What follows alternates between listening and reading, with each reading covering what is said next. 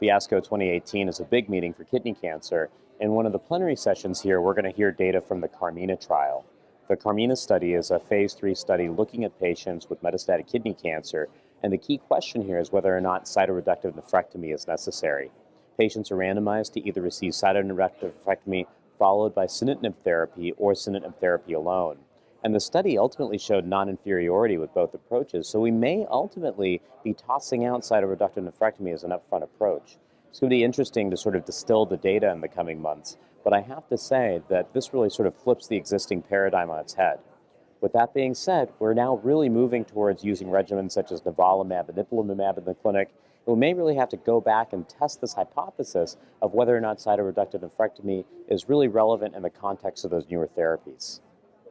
One of the important trials at this meeting examined patient-reported outcomes for the regimen of bevacizumab with atezolizumab. This was assessed in the context of the Emotion 151 trial, which randomized patients to either bevacizumab with atezolizumab or sunitinib therapy.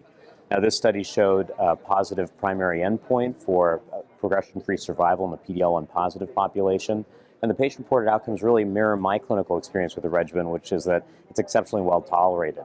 Therefore, as we look forward to either regimens like bevacizumab with atezolizumab versus existing regimens like nivolumab and ipilimumab, which has already hit clinics in the US, I think that we may actually favor the former bevacizumab with atezolizumab on account of issues such as toxicity.